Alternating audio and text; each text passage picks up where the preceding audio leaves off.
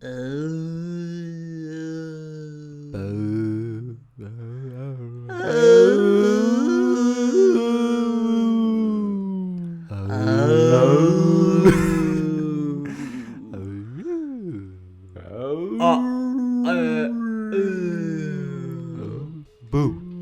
Boo. Boo. Boo scared you. Ha. Gotcha. Scared you. Welcome to stacked Halloween mania. I don't know what should this title of this month be called, because we're doing a bunch of scary topics and themes for this week. I don't know. Let us know what it should be called. Actually, it'll already have a name by the time this episode's out. So Halloweenathon. Halloweenathons? The stacked Halloweenathon. Is there like a pun you can do with stacked and Halloween? I don't know. Anyways, we'll think about that later. I'm your host, Ethan, along with... I'm Brandon. And I'm Chris. And yeah, today we're going to go over our first spooky topic for this very spooky month of spooky movies. And so beforehand, usually we like to plan out topics a week ahead of time, but today a couple weeks ago we decided to block out the whole month, so we already know the topics that are coming. This week we're doing ghost movies. Everyone likes a good ghost, a good old phantom, some Good old Casper, a good Casper, like a sheet ghost, something like that. I don't know, like a not a goblin, nothing like a goblin. Maybe a ghoul. A ghoul is a ghoul a ghost? Is a ghoul a ghost? Anyone know? I don't know. What's a ghoul? A little translucent boy. A little translucent being that likes to play tricks on you, But also, yeah. sometimes like they're demons, Yeah. Demons, like possessions, knocking over your glass of milk while you're trying to play Super Mario 64. That's what a ghost did to me one time. And I've never forgiven ghosts since. I've been on the lookout ever since. And yeah. That's like Ray Liotta or Sylvester Stallone describing their like ruined Saturday. I was hunted by a ghost the other day, and I was just lifting a big old turkey sandwich in my mouth, and a ghost went and smacked it out and went all over the damn floor. I said, "Where's the ghost? Where's the ghost?" Okay, thanks Stallone for your ghost story. Bye. All right. Yeah, boys, how we doing this week? We're really in the thick of it in classes and stuff, and Halloween is upon us, as Hubie Halloween would say. Halloween's upon us! So, what's the vibe? What's the vibe this week, huh? I mean, it's been good. It's just been busy, We all have I think this is the first semester since freshman year. Maybe even like first semester ever that we've never had a class together as a group. Yeah. Or at least one of us had a class with the other person. Right. And it's kind of weird because I don't see you guys in my classes. But I mean, we each have a lot of different work to do. Like I'm taking a German cinema course, I'm taking a black cinema course, I'm taking a Korean cinema course. So I'm being educated in worldwide cinema this semester. So that's good. We can't bond over our work. Excruciating, painful work that we have to do. What about you, Chris? Yeah, I'm kind of in the same boat as Brandon. Like, it is weird kind of going to class and, like, knowing that I won't, like, see you guys there. So, like, oftentimes now when I want to hang out with you guys, whatever, we have to, like, unless it's, of course, like, doing stuff like this or when we have our regular movie nights on Tuesdays, it's, like, it's kind of hard to find the time. But it's, it's definitely different. Kind of like Brandon, I've been absorbed into my work, even though, like, sometimes I get kind of, like, bored with it because... long story short, production stuff is still kind of in the air, yada, yada, yada. But that's not for us to talk about right now. Anyway, but yeah, I mean, it's been a pretty, like, decent start to the semester. Like, just trying to make the most of what we have. And, like, I think this week is when, like, we've all kind of gotten into some kind of a groove with our classes and kind of, like, we're in the semester now to some extent. So, like, for example, our movie night on Tuesday, when we were doing that, it felt like we're back in this, like, routine. And like we watched 2 movies on Tuesday with our friend Joey. We saw the Friday the 13th remake from 2009. The director's cut. The director's cut, which features Mambo Number 5 as the credits song. Check the Wikipedia. It's Check real, the I Wikipedia. swear. It's up on screen right now. Yep. I'll link it in the description. Yeah, and so we did that, and we also watched Over the Hedge, which was, at least for me, a great time. And Brandon was able to quote that movie word for word. He fucked up Pretty a couple much. times, but yeah, I mean, that was a fun time. I mean, it was great just kind of like hanging out again and watching movies and just, being us. It was like a ghost movie in its own. Brandon being possessed by Over the Hedge and reciting almost nearly probably 90% of the movie, I'd say, just staring at me, you, or Joey, and just piercing our souls with the lines of these little woodland creatures. It made me very uncomfortable, and yeah, it's just I don't see. And Brandon got really angry when the movie was over. When Joey and I approached him, he was like, Brandon gives that movie 4 stars on Letterboxd. Yet he's able to recite the entire movie with the back of his hand. Like who the fuck does that with a 4-star movie? Just a movie that's good, but not a best of all time that you watch it over and over again. I don't get it. I don't get it. I did watch it over and over again as a child. Like, Was when it I a best kid, of all time as a kid? I would say it was one of my favorite movies. It was like I loved Monsters Inc. and Over the Hedge, and those are the movies that I always put on repeat as a kid. So, Can you recite Monsters Inc.? probably if you put it in front of me, but I don't think it's on my letterbox list. So I haven't watched it in a while. We'll see. Okay. Just wondering. All right. Let's get to it. Let's get to the show. So what is this show? I don't know. What is it? Well, I don't know. What is it? I forgot what it is. So you know what? I'm going to have my friend, Count Dracula, come in. Since it's special Halloween month, I'm going to have Count Dracula tell us how Stacked works. Let's give him a hand, everybody. Count Dracula. Oh, hello. Hey, oh, it's me, Dracula. And today we are going to talk about ghost movies. But how does this show Stacked work? Once a week, we set a topic or theme, go our separate ways to construct our own 3-film stack. Then after a week, we come back here on the show and share our own stacks, 1 film at a time. Then at the end of the show, we will mix and match our 9 films to make the ultimate decision on what quintessential 3-film stack we are checking out of this hypothetical video store. Dracula. Yes. Dracula. I have a question. Yes. Do you prefer what stream? Do you prefer streaming or physical media? Blu-ray, VCR. What are we talking about? I prefer blood. The bloodstream. Alright, Dracula. Bye, Dracula. I don't think that dude's ever seen a movie in his life. He's too fucking old, you know? I don't think he's ever watched a movie. But he listens to Stack, so thank you for listening, Dracula. Yeah, that's how the show works. Ghost movies this week. This week, we're going to start out with Chris. So, Christopher, give us our first ghost movie for our Ghost Movie Stacked episode. All right. Well, I'm going to start us off with something a little contemporary, but I know Brandon's seen it. I don't know if you've seen it, Ethan. This is a film I saw with some friends when I was in 10th grade, I think. And this was kind of like, this was before like I was like kind of like into horror films. So like they always really creeped me out.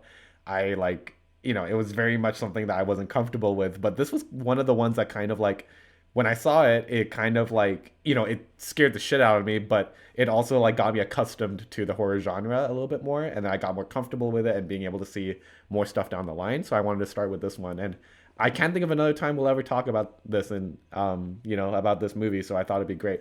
So this is a 2013 film directed by this director called Mike Flanagan. It is called Oculus. Oh, Whoa. wow. Yeah, so Oculus is a story about a brother and sister who have their childhood stripped away from them by this kind of evil, demented, like ghostly spirit that's haunting a mirror that resided in their family home. And the film kind of actually takes place in 2 different timelines, once as their as children and once more in the future where they are adults and trying to confront this terrifying being that lives in their mirror and, haunts them to this day. It stars Karen Gillan and this actor called Brenton Thwaites. I hope I'm pronouncing that right. Yeah, Brendan Thwaites, that's correct. Yeah, but I mean, this is a pretty terrifying movie, like in the sense of like being kind of lost, but also like being very like enamored by like, oh my gosh, I don't know what's going on. I'm really interested by what's going on, but at the same time I'm terrified of it, and like I'm lost for words throughout this entire movie because it's so kind of like visceral. And yeah, the scares are genuine. There's something so eerie about just like a mirror staring at you in a dimly lit room, and just like the horror that you see is definitely, there is some like grotesque like imagery, but there's also the real haunting feeling you get from this movie is the presence of this mirror and the implications of that on you and your family. And of course there's also like this dramatic piece about like brother and sisterly love, the importance of family, and like, what is real, what isn't. But yeah, I mean, I really dig this movie. Brandon, you seem to be pretty enthused by this pick, so what do you think? I didn't even think of this movie when it came to ghost movies, because I didn't even consider it. Like, it wasn't even on my list, because I didn't know what to consider this movie. But now that you say that, I immediately was like, damn, that's a great pick, because this is one of the most underrated horror movies I've ever seen. I think often Mike Flanagan's work gets overlooked for like the James Wans of the world, and I'm not saying James Wan isn't good, but I think Mike Flanagan has produced more consistently good horror films, and especially with Oculus, which is like a very intelligent, twisty narrative. It moves back and forth, and it plays a lot with the mind and like what you perceive to be real and what actually is real. And there are Israel? Palestine? Oh, okay, go ahead. Zimbabwe? I mean, I was just so impressed when I first saw this movie. I was a sophomore as well, and I remember it was one of the first rated R films that I had seen with like friends, because like obviously like the rating system is super strict here, and so are theaters. So I had seen like J. Edgar Alone on a cruise ship. And then I had seen like okay, wait, can we tell? Wait, hold on. Okay, we gotta tell the story of you seeing your first R-rated film. Okay. Go on. Oh boy, J. Edgar. I hope mommy and daddy don't catch me. I was on a cruise ship. It was like in like spring break. It was my first cruise ever, and it was like an old person's cruise ship. It was not one of those Royal Caribbeans or anything. And they were showing, like, they showed a mixture of like adult movies like The Artist, which I also watched, and like teenage movies like Captain America and like the Twilight movies. And I was like, oh, there's this really cool movie that I've never heard of before called J. Edgar. And I snuck into the cruise ship movie theater to watch it at 12 years old. And I was just like enthralled by this movie. And I kind of think it's underrated. I think a lot of people sleep on it, but hey, boys, I don't know. Did you say boys will be boys? I was gonna say that. You're about to say that? Yeah. Yeah, boys will be boys sneaking into J. Edgar Hoover. Slap that poster up there. It's a great film. Fuck no. I'm taking it down. Okay. But yeah, Mike Flanagan really impressed me with this movie. Everybody in my group was like kind of mixed on it. Like they were like, I don't know what to feel about that movie, because the ending is not the ending you typically get out of a horror film. I don't want to spoil it for anybody, but it is a little twisty, and I loved it at the time, and it blew me away. Ethan, have you seen this movie? No, but I do remember this movie fondly, just because its title, Oculus, reminded me of the Oculus Rift. That's all. It came out in April. So, in high school, like, I was very picky with what movies I was going to spend my money on, because I didn't have that much money. So when I saw a horror movie coming out in April, I was like, oh, please. Oh, please. And I skipped it. But, yeah. I wasn't really a fan of horror movies, actually, when I was in high school. That's a recent, like, development in my film taste, I'd say. Like, when I started in freshman year, I started diving more into the horror classics. Anyways. the horror classics also. If you know what I'm saying. All right. Sorry about that. Brandon, take us into your first movie. I'm gonna go backwards. So I'm gonna start with my newest one, and I'm gonna go to like my earliest one. What? Okay. Yeah, shut up. My newest one, I don't remember. I think it was 2015 is when it came out. It's called Conjuring 2. 2. Double stack. Ba,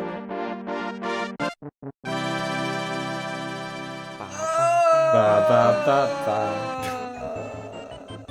Wow, Tell us about it. I'm so happy about that. I didn't think anyone else would pick it. It's All right, Brandon, start us off. I always say a good horror movie is not one that makes you jump, especially a ghost one, because like the threat of a ghost is not always physical.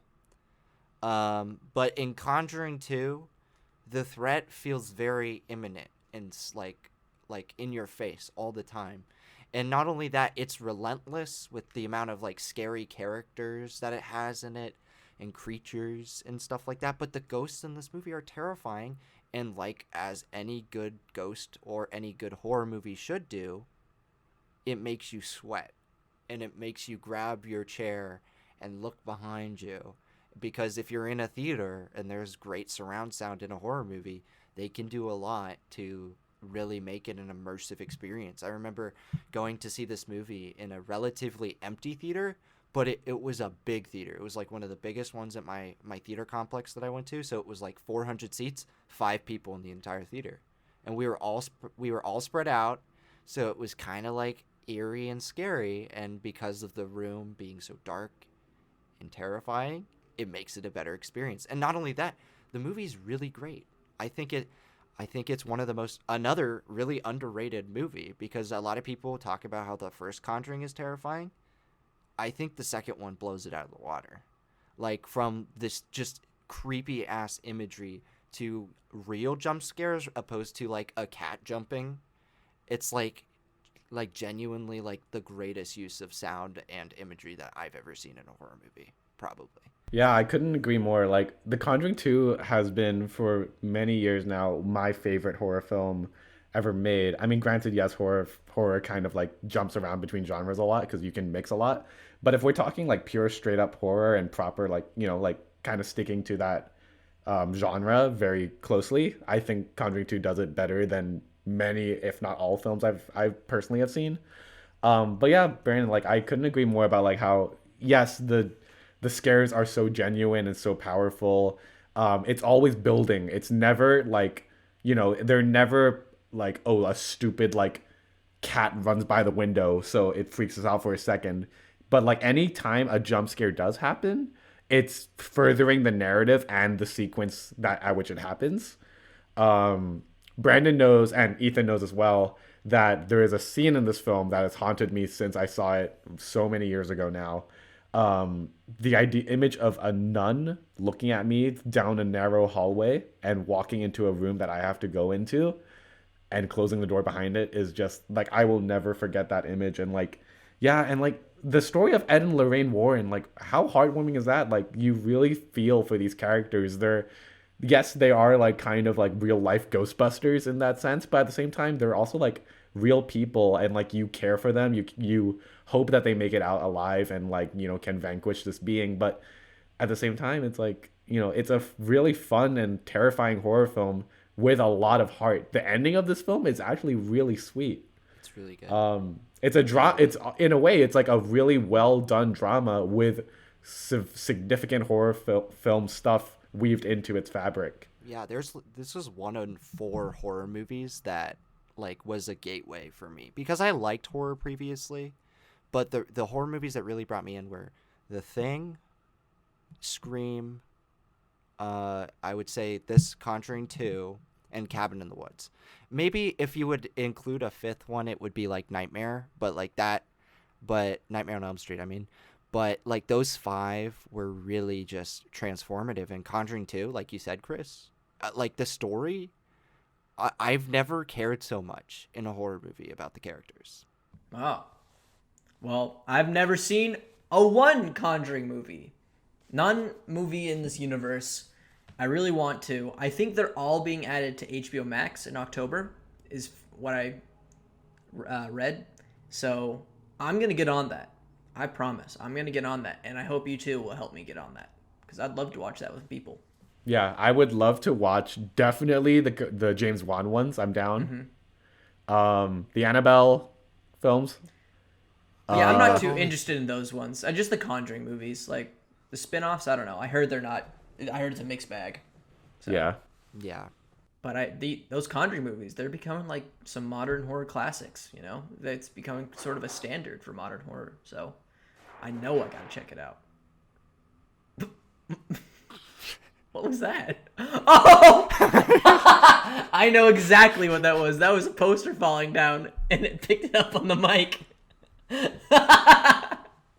All right, so Ethan, you want to tell the audience about Brandon's poster conundrum? Yeah, so last movie night, we went over to Brandon's place to watch Overhead in Friday the 13th, like we said, and Brandon was very excited because he just put up like all these movie posters around his apartment, and he was really proud of it, and we're like, oh, cool, you really spiffed up the place. And gradually throughout the night, I counted. Of the 16 posters he put up, 10 of them fell off the wall.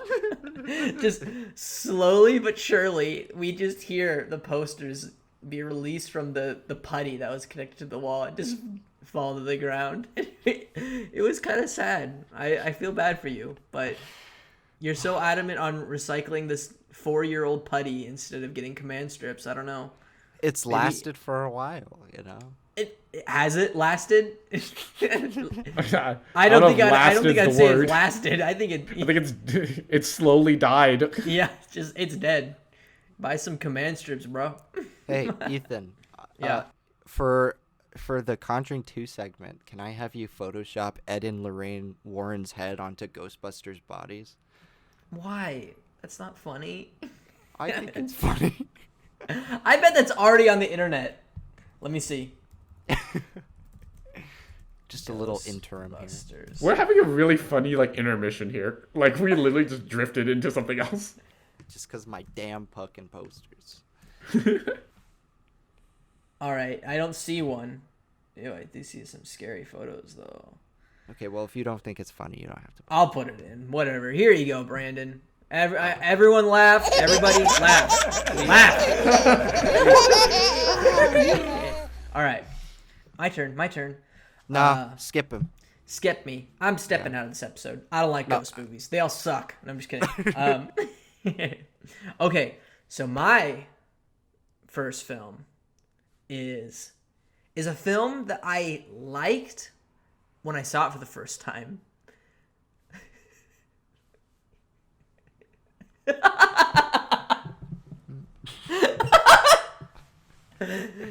Brandon was invisible behind his mic, and he just slowly popped his head around it. You gotta show. I don't know. How am I going to show that? How am I going to show that? You can do an animation. No, I'm not going to do that. You can put a mic on screen, and then you could... All right, maybe. Okay, so as I was saying, the film when I actually watched this movie with Brandon for the first time. I think we both watched it for the first time. And it was a film that I liked okay, but it's one of those movies that has just stuck with me. And now Chris is doing it. Y'all are a bunch of goblins, you know that? Gobble gobble. Gobble gobble. Goblins. So what's the damn movie? It is Martin Scorsese's favorite horror film of all time. 1963's The Haunting, directed by Robert Wise. Now, talk about doing so much with so little. I think this is the most scared I've ever been in a ghost movie, period. By the sounds alone. The sequences, okay, so the movie's about this woman. She's having a hard time finding a partner or something. Her life's kind of in shambles, so she signs up for this experiment to stay in this quote unquote haunted house with this doctor and psychic to run some experiments, see if it's really haunted. And the movie's just like about her really not really descent into madness, but like her mental deterioration as she lives in this house. And let me tell you, this has some of the coolest sound mixing I've ever seen in my life. The sequences where she's lying in her bed and The door. not even the door. The thing that scares me is the drum.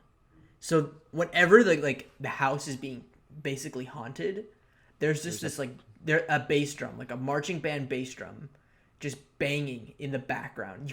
You can tell it's somewhere in the house, but it's not in this room. It's giving me chills right now just thinking about that. I don't know. It's just so mysterious yet so menacing and powerful because it's this loud noise but coming from afar, and it's a wicked movie. Now looking back on it, I really want to rewatch it. It's got a great LGBTQ little subplot that is when it sort of snuck through when the film was first released. Like the director was able to cleverly make it so subtle that people at the time didn't understand it, but nowadays it's so obvious what's going on between the psychic and this main character woman. And it's just, man, that's a film I really want to rewatch this Halloween and get really scared at some ghosts. Now, Chris, I don't think you have seen this movie. Brandon, I know you thought this movie was okay, but do you agree with me? It's kind of scary. There are sequences that are terrifying, but I feel like the majority of the movie is really focused on that story and not really on the scares, which is good. And it's definitely different as opposed to other ghost movies because it does have to deal with a lot of mental stuff. It's sort of like Oculus in that sense, is the ghost stuff is definitely clear, but there's more of something going on here with the person's mind in the movie, whether or not that relates to what happens in that movie with a certain object or what happens in this movie with just her relationship with other characters. I was really impressed by the visual effects in this movie because often in ghost movies it doesn't really take a lot, and especially one made in the 1960s, I was not expecting it to be as well done as it was. I think this movie does what Repulsion doesn't do. Oh yes, with the mind. Mm-hmm. And I'm not saying I'm not saying that movie is anywhere close to this, but this movie had such a clearer way of doing that. And yes, the LGBT thing, I picked up on that. Yeah. And I really liked it. I really appreciated that. As a movie, yeah, it's just okay. It's not really that memorable, to be honest. There are a few scenes, the scene where she's in the bedroom with her friend. Mm-hmm. Is terrifying. But other than that, it's all right. I think it's worth the watch for the haunting sequences alone. Has anyone checked out the remake on Netflix, The Haunting of Hill House?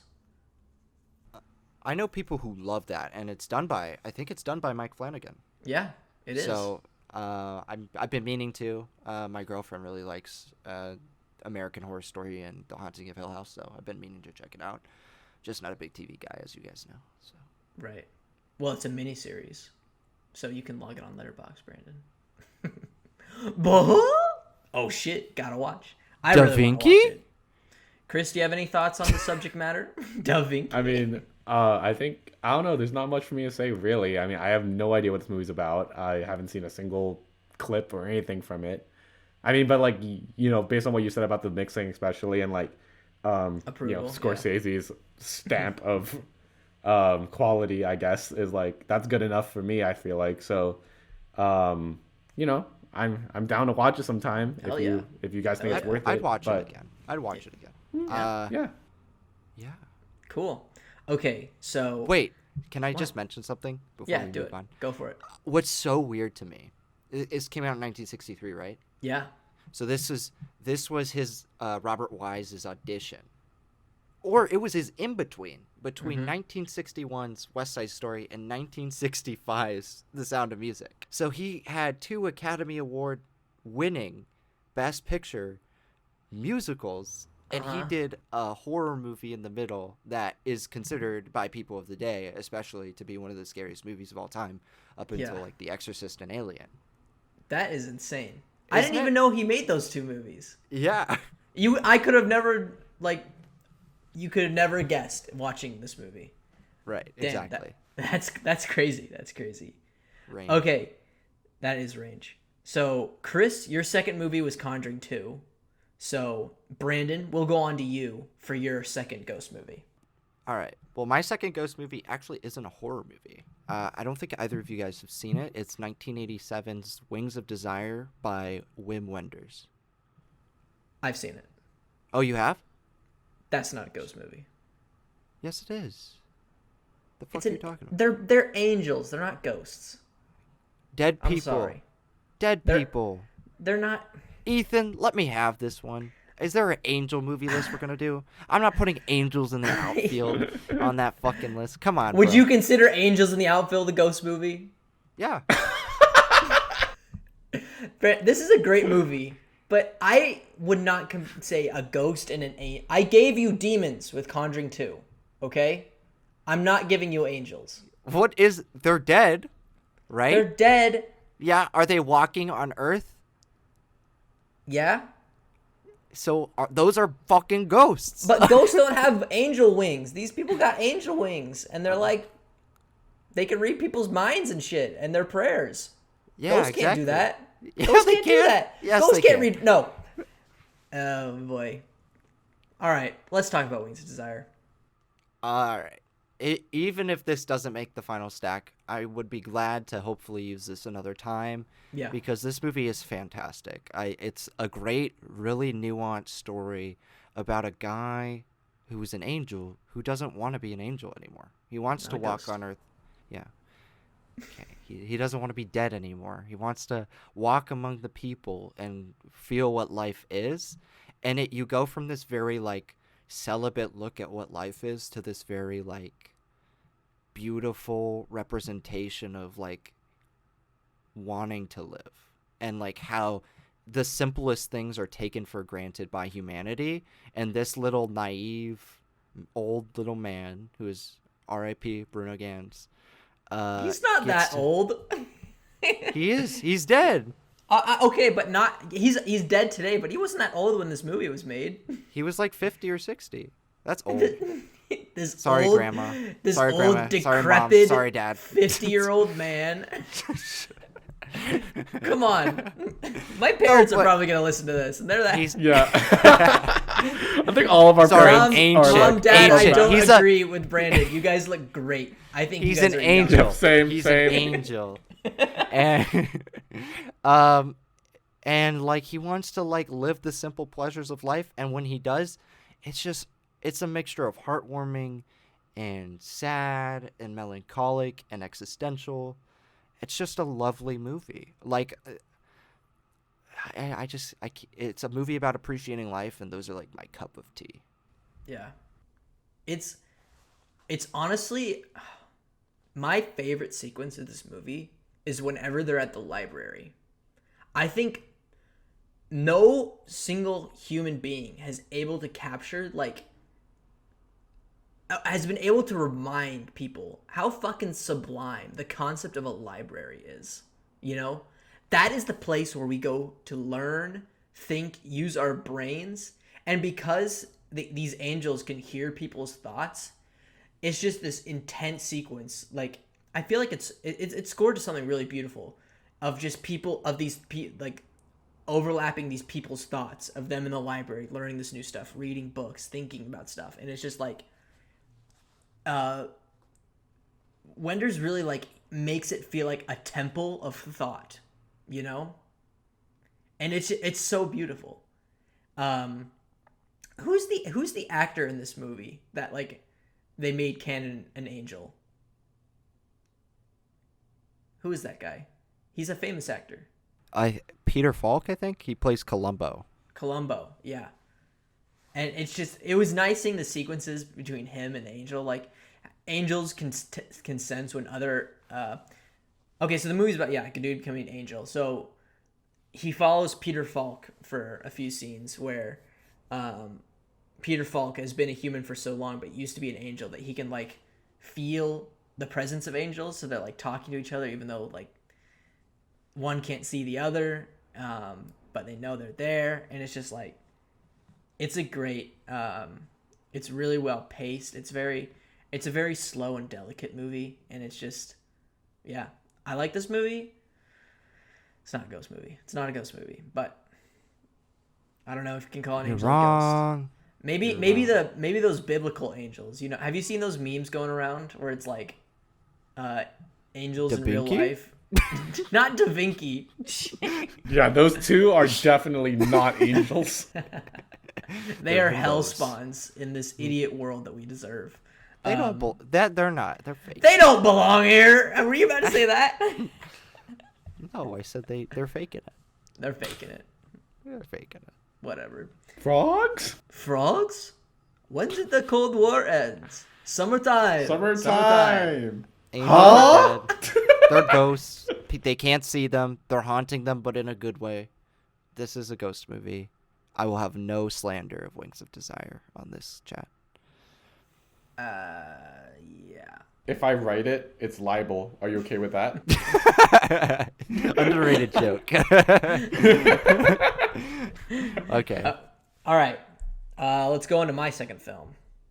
Now this, I ordered my list in chronological order. So next we have an 80s movie.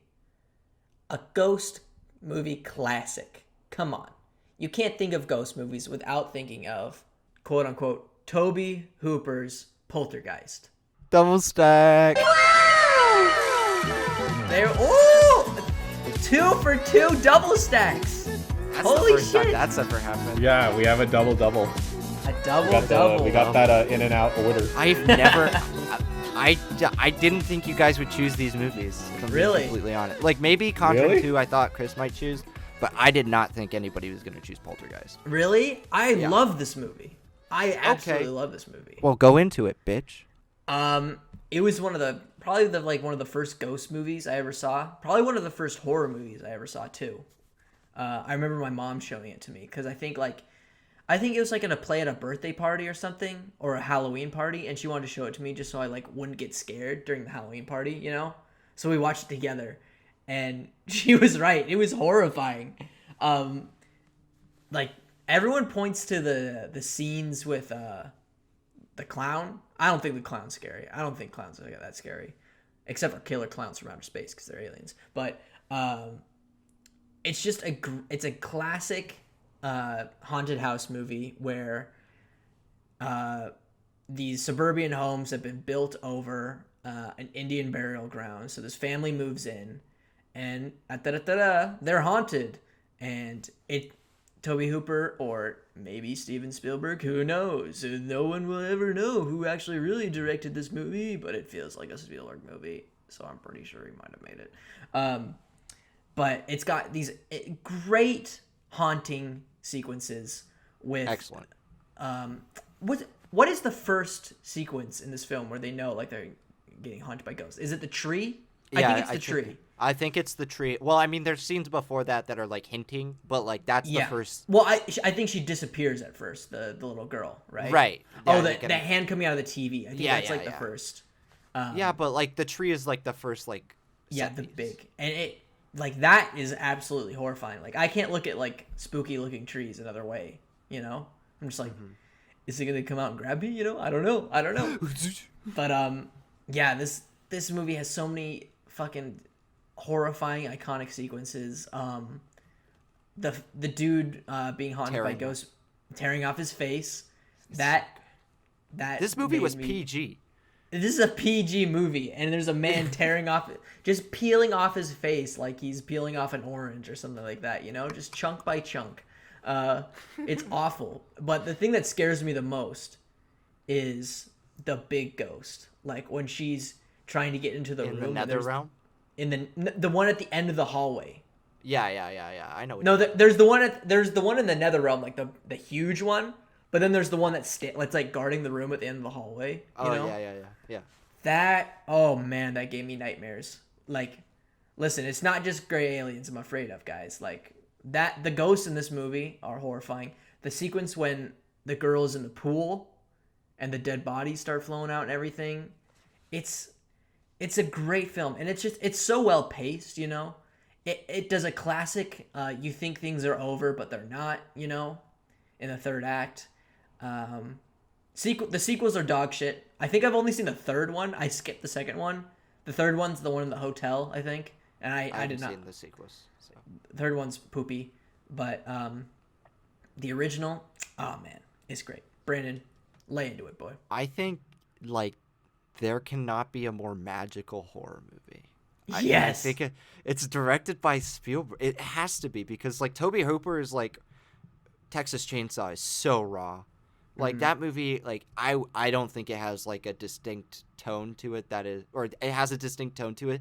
This is not that tone. It feels like this movie is so magical. It makes you feel like ghosts are real. Wow. And then it has the whimsy. It has the whimsy of E.T., but it's it a also has horror movie for ghosts. It's like, what? But it doesn't mean the movie's not scary because there's lots of sequences in the movie that I saw the remake first and I remember thinking the remake's not that good, but like it was fine. Seeing this movie second, I was like, this movie is more terrifying. It came out 30 years ago. Not only that, this movie's like cursed, you know. Lots of those 70s horror movies like The Exorcist and Poltergeist and the Twilight Zone movie, and there was one more, like I think maybe The Omen, like all had like these horrifying events happen. And I think the history of Poltergeist is probably the most horrifying and well known, where like multiple people on set died or died after the film was released, which is like kind of a scary coincidence, you know, especially for the film's young star. But like as a whole, like not just like the background for it, the movie is a genuinely good time. It has good scares, it has great characters. A lot like Conjuring 2. Like, I saw this one next, after Conjuring 2, I think a while after, and I remember thinking, like, yeah, the Poltergeist is, like, another great movie where it's a horror movie, but it has great characters, and you care. And in the end, yes, there are a few characters who are a little misplaced, and who don't really have a lot to do in the movie. But for the most part, girl.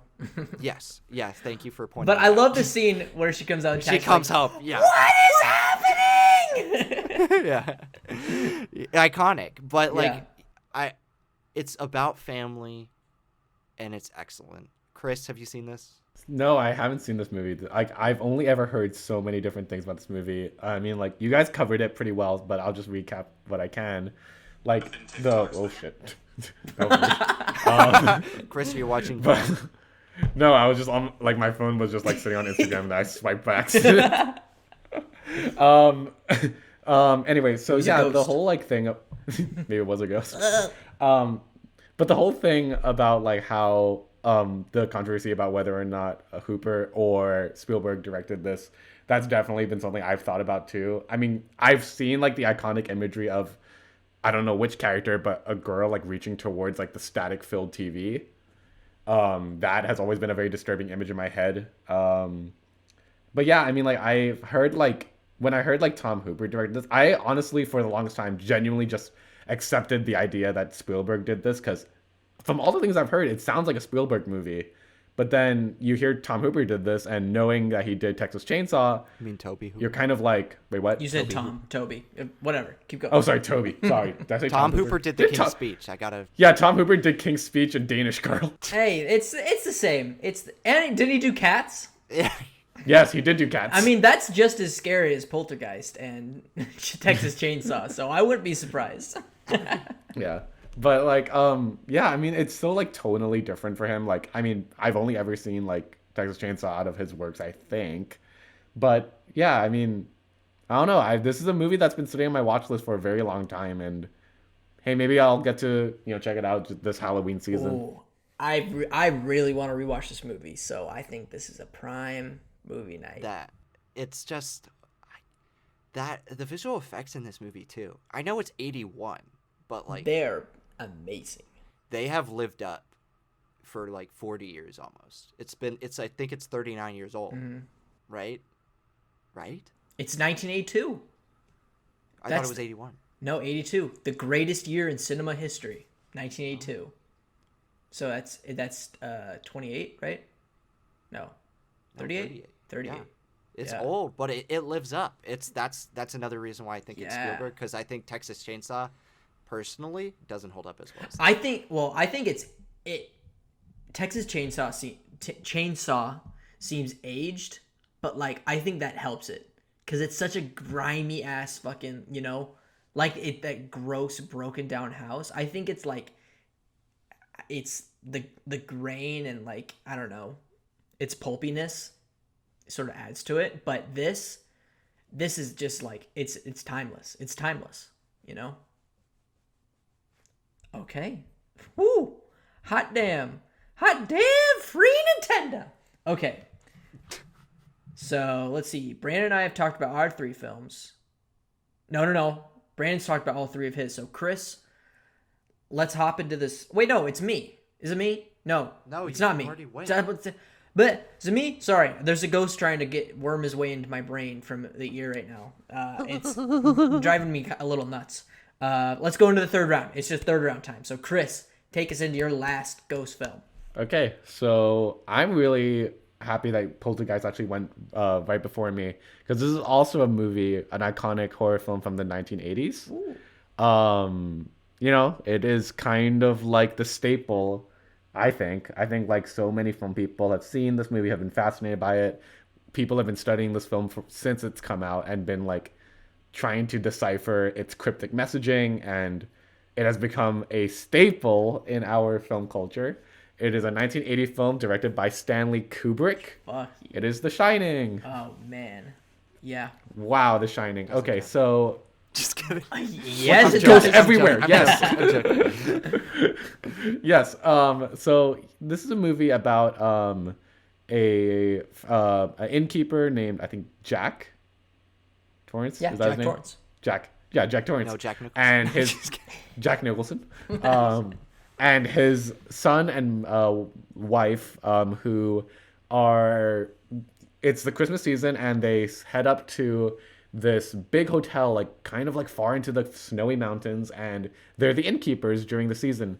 And you know, their job is literally, you know, just, you know, be safe, have fun, and take care of the place, make sure everything goes okay.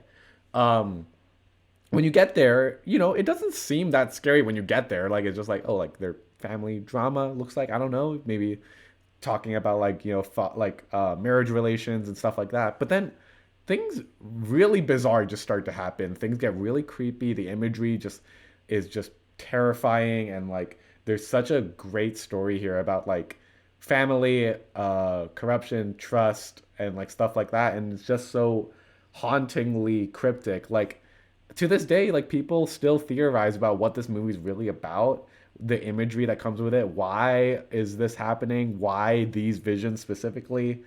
You know, because it's all very specific, nuanced stuff, and like, man, the performances are great in this movie. There's a scene where I think the actress' name is Shelley Duvall. Yeah. She is going, like, she has a scene with Jack Nicholson where she's swinging a bat, and man, the terror in her eyes. She can act with her eyes and like really just bring out every emotion like through her, you know, facial features. But yeah, I think this is a great movie, and like I've heard, like, you know, Stanley Kubrick is notoriously a very hard director to work with. He is always very like specific, very much like an auteur in every sense of that word. And man, he really pushes his actors in this film. Like there's a story about Shelley Duvall having had to cry for this one scene so many times that she was dehydrated and had to go to the emergency room because of it. And I'm not gonna pretend like Kubrick isn't a bit of a crazy guy for that, but at the same time, it's like I give a lot of respect to the filmmakers and like anyone involved in the craft of this film, because it's so masterful, and especially it's had such a big impact on our culture. Everyone knows the images in this film, whether that's the elevator opening up and the blood flowing through, or those 2 little girls just standing in the hallway, And the like everyone knows second of them just being complete, their blood everywhere, you know. Yeah, it's just like it's just haunting. But what do you guys think? Oh man. So originally when we planned out this month, we had a stacked episode where we were just gonna do all-time best horror movies, but we swapped that out with something else. And so I originally had The Shining on this list, but then I moved it to my all-time best horror movies.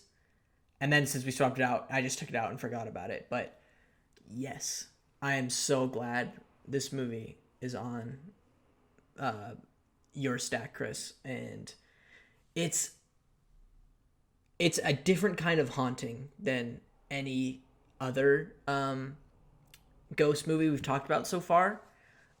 It's a lot more psychological, you know? Like, when I hear the stories of what Stanley Kubrick, like, how he treated his cast and crew during the making of this movie, like, dog, like, I get it, of course. There's no other way that this level of, like, preciseness but yet still insanity was ever achieved without, like, some, I hate to say, without, like, some emotional abuse put upon the director. And I'm not gonna applaud Stanley Kubrick for that, but I'm gonna applaud everyone else for, like, basically, like, being a good film crew and artists and working with that to achieve this masterpiece, you know? I've seen the documentary about all the various theories. It's not that good of a doc, but it's still really interesting to hear about, like, there's one about, like, the labyrinth and, like, the Trail of Tears. I lean more towards, like, the Native American genocide Trail of Tears allegory. Like, I think that one's just way too it's way too apparent. The moon landing stuff, get out of here with that. Like, no. But yeah, this is very much an Oregon Trail story. Oregon Trail story. Yeah. No, it's not Oregon Trail. It's really about, like, colonialism and our treatment of the Native Americans and how we pushed them out into the West, you know, their westward expansion, how we took over their land. But yeah, Oregon Trail. No, Oregon Trail's about the pioneers, isn't it? Well, have you ever heard this tale of, like, the people the Donners who ate their party of people because the Donner that happened in Utah. Of course I know about that. Yeah, but, like, it was like they were searching for, like, manifest destiny. They're using their manifest destiny to replace people. There you go. Yeah, love this movie. Brandon? I don't think The Shining is a scary movie. What? I'm gonna go out on a limb here and say I'm probably the person who least likes it in our group. I do think I enjoy both The Shining and the sequel that they did, the pseudo sequel, Doctor Sleep, that came out last year. I think it's kind of underrated. A lot of people are using it as, like, this excuse to say, oh, they were just pulling a bunch of homages to the movie in the last third, but I don't think the movie's just that. I think it's about confronting your demons, just like this movie. And it doesn't terrify me, personally. But I do think it's a really well-made film. Kubrick is a master when it comes to what to frame and how to frame, as well as colors and tension building. Like, I think he does that really well. I just really don't find it scary because half the time in this movie, like, you really don't understand what's going on. And sometimes that's a good thing because it makes you feel lost. But I didn't feel lost in this movie, even though, like, I didn't know what was happening. You know, I didn't feel lost in the hotel. Here, it sounds like I contradicted myself. Even though I didn't know it was happening, I didn't feel lost, all right? I mean, like, in the physical, like, environment that we were in. Like, I felt like I knew where I was and I knew what the characters were doing. I just didn't, like, pick up on all, like, the story thematic significances other than the part about, like, a family going crazy. When's the last time you watched it? Probably about 2 or 3 years ago. So, like, around the beginning of college. And like I said, I do really like the movie. I just don't love it. I think it's a fine movie. Okay. Well, you're wrong, but yeah, okay. Thanks for your input. No, I'm just kidding. All right, bud. All right, bud. Time for your smacking. Oh man. Overrated. I want to rewatch all of these movies we're talking about. I want to watch and rewatch all of these movies that we're talking about. I'm loving this episode and these picks. No, I'm not. No, don't think so. I think you're lying. Just kidding. Oh, I'm just putting on a facade, an act. Okay. Yeah. I'm really actually I hate movies. Actually, outside of this podcast, I'm just like a horrible grouchy man. It's true. It's true. It's not lying. Okay, let's wrap this up with my last pick. Oh wait, you haven't gone yet? No, I've only talked about 2 movies: The Haunting and Poltergeist. I got one more movie. Okay, before you go, can I say 2 honorable mentions I had? Okay. No, never mind. Go. No, first. do it. What the fuck, Do it. Brandon? Spirited Away and A Ghost Story were on my list, but I took them off. Interesting you mentioned that. No. that.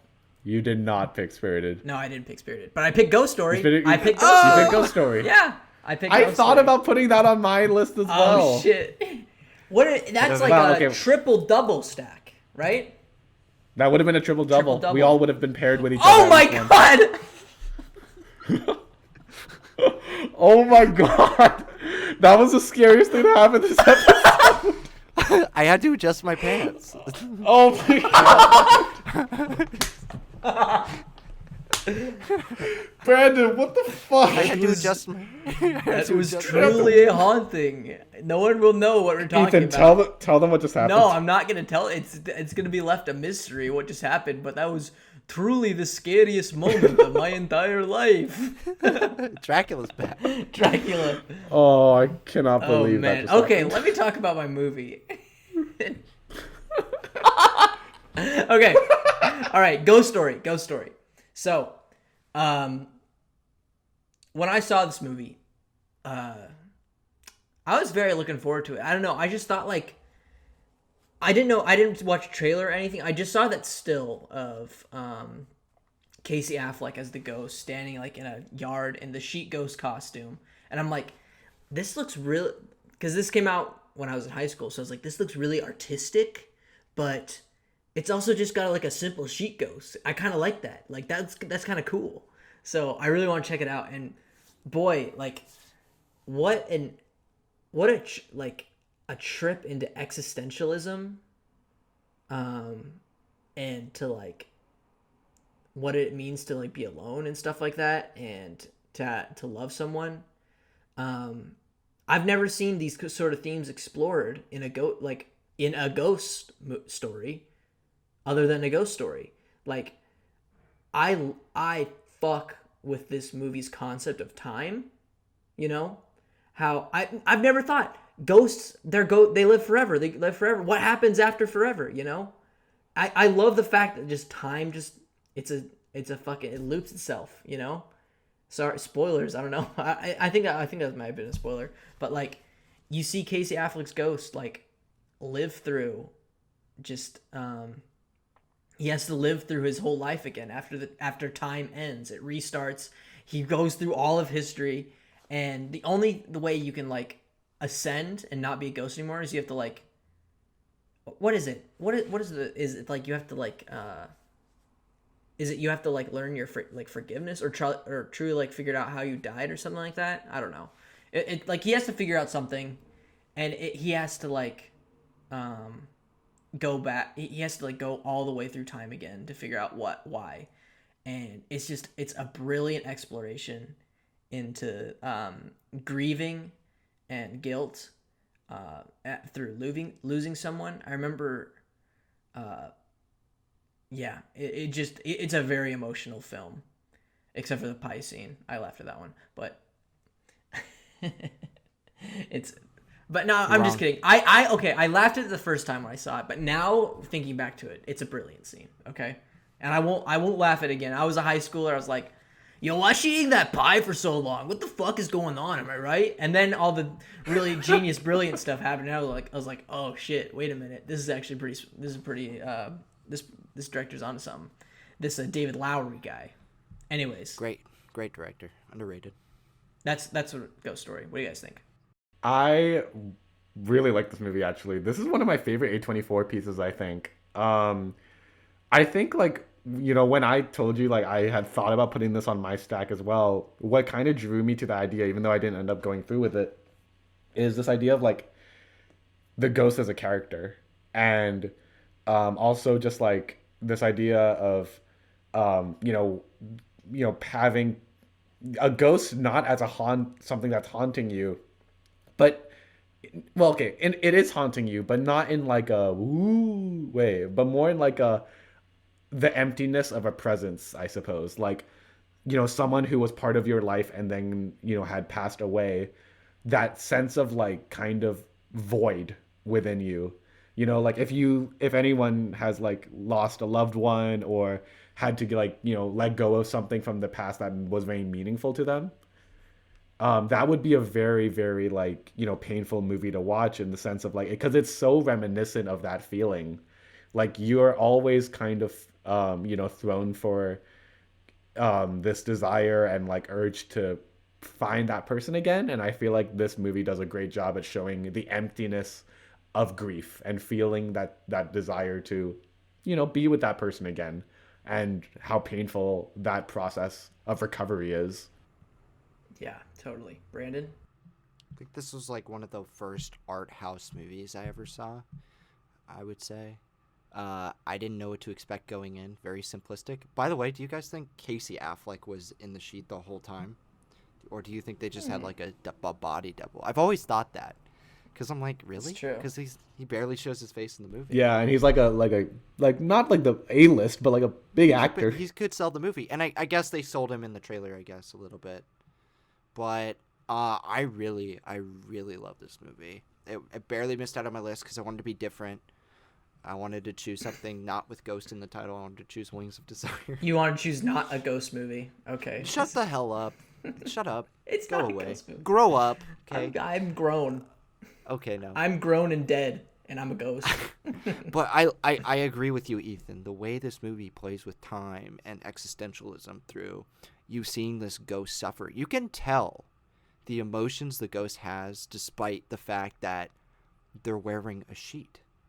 Whoever it is, like when he's watching longingly at his partner, Rooney Mara's character in the film, and she's eating her feelings with that pie for a while, and he's staring at her. You can tell that he just wants to comfort her and go over and spend time with her, but he can't do that because he's a ghost. He can't, and you feel super bad about it. But it's a very quiet movie. It's very you know what? This would be kind of a good movie to contrast with Mother, because I get a similar feel with like how they view like life and humanity. Because of like there's a party scene in this movie which is very loud and is probably the most dialogue you have in this movie. Very comparable to that scene in Mother, and how it highlights kind of like the aspects of like, like this is how life is to be lived, and this is how sometimes bad human beings can be towards each other. I really enjoy the movie. I never thought it was slow. I never thought it was boring. This is a really impactful movie, and I feel like people are going to say, well, it's kind of pretentious to say that, but like honestly, no, I think this movie is great. Yeah. Oh. Gotta rewatch this movie. Like I said, it's so good. It's I have it on Blu-ray, so we can watch it. Okay.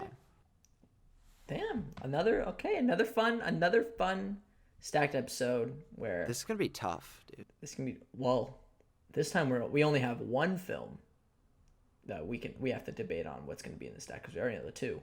But before we do that, let's run through all three of our films one more time before we get to arguing. So Chris, count us down with your 3 film stack. All right, so my 3 films were Oculus, The Conjuring 2, and The Shining. Brandon?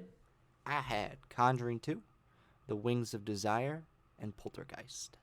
And I had The Haunting, Poltergeist, and A Ghost Story. Okay, so we already know Conjuring 2, Poltergeist. They're on the list.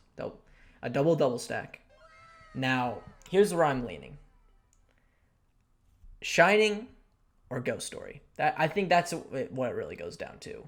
For me, I feel like I want either a Ghost Story or Oculus. Here's where I'm at. Yeah. I think if we want, I think like The Shining is so universally considered a classic ghost/horror film. Mm-hmm. So if we want to go that route, that is very much the way to do it.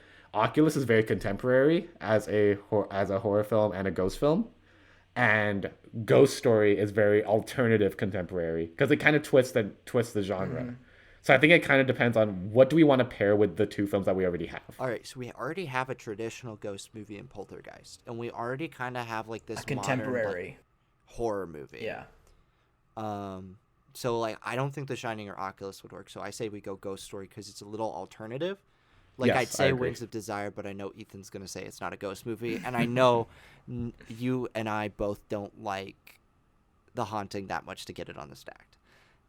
Also, yeah, I'd have it on, I think, but I think it's too much like Poltergeist, which is why I don't think I'd have them both on, you know, because they're both haunted house movies. So yeah, I think we should do Conjuring 2, Yeah. Poltergeist, and Ghost Story. I think that's a very varied and interesting bunch of movies. I think you get a lot of difference because I think we might want to use Shining a little bit down the line for another list, maybe. Yeah, Yeah, maybe. I think that could be used for someone else. Right, and like I said, I don't hate the movie. For me, it's like Ghost. Like, I mean, yes, but like, It's Ghost. yeah, but like, I don't know if I would want to put this in like their faces in this marathon. It just doesn't feel right. It's also feels pretty too- long. It's also pretty long. Yeah, If it's we're like marathoning this, that's why you need to do like a Kubrick like stack where it's like all long movies. They know what they're getting in for. I think there's not enough Kubrick for us to do a stack because like it'd just be double stacks back and forth. No, not necessarily. We all have think- different tastes. But I think we would all pick 2001. We would all pick I don't think that'd be maybe Clockwork Orange. I don't know. maybe that one. I think we'd all have that one. I bet Brandon would pick Eyes Wide Shut. No, Brandon would pick Path of Glory. I know he'd pick that one. Yeah, he'd Anyways, pick this that isn't a one. Kubrick stack. How are we gonna order this thing? So we got our 3 movies. Poltergeist first. Conjuring 2 second. First. No, Conjuring 2's third. The ending is great. Really? It's a little light. The ending of Poltergeist Yeah. is great. Yeah, I Ooh, agree. I don't know then. Maybe. I don't know. You know, I say Ghost, Conjuring 2. I don't think Ghost Story deserves to be in the fucking dead middle because of that movie's ending. Dead middle like Ghost. Hey. Because the movie's just ambiguous in like the way it ends. Yeah. And I think Okay. I don't think you should end on the note it ends on, because I remember what happens. I don't know if you guys do. Fucking destroyed me. Oh yeah. Yeah. Maybe. Okay. So yeah, definitely Ghost Story in the middle. I can't speak for Conjuring 2, so it's up to you guys. Where if you think that's better than the Poltergeist ending, Brandon, I guess it's really up to you because Chris hasn't seen Poltergeist And you haven't seen. and I haven't seen Conjuring 2, so So it's my choice. Yeah. That's weird. I never get choices. No, just kidding. it's up to you, bud. Shoot. I really feel like Conjuring 2 is a good ending. Yeah. I would side with Chris on that. I'm not saying Poltergeist is bad, but Mm-hmm. I think Poltergeist's ending kind of gets you hyped if you're in a marathon. Okay. Because, like, and then you're going to be like, oh, what's next? And then something's going to bring you down Yeah. with Ghost Story. And then you're going to be brought back up by Conjuring 2. Okay. All right. There we go. There we go. Let's fucking run it down. So, Brandon, kick us off with Stack's official quintessential 3-film movie stack about ghost movies. Brandon?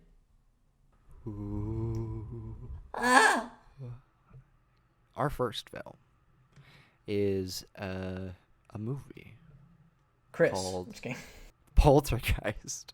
It's one of the most quintessential ghost movies of all time. It's got horrifying behind the scenes stuff. It's got wonderful visual effects, but it also is one of the most magical horror films you'll ever see, and it'll really put a sweet taste in your mouth. Okay. And our second film is David Lowery's A Ghost Story, a film about time and grief and forgiveness and moving on. Subjects that aren't really explored in movies about ghosts, about people who are able to come back. You know? You're not really exploring about what you've lost when it's about things that have come back. And that's why this movie is so powerful. David Lowery's A Ghost Story. And our final film is James Wan's 2016, The Conjuring 2. a story about real life Ghostbusters Ed and Lorraine Warren, and a story about the power of faith and the strength of family in the face of terror. And there we go. That's the stack, everyone. Oh. I want to thank you all for listening. Be sure to tune in to every Friday this October with fun Halloween-themed, scary horror movie-themed episodes. We're gonna leave it to a surprise to see what pops up every Friday for it. So you're gonna have to figure that out. But yeah, that'll be it for the show, everyone. Thanks for listening. And what's that over there?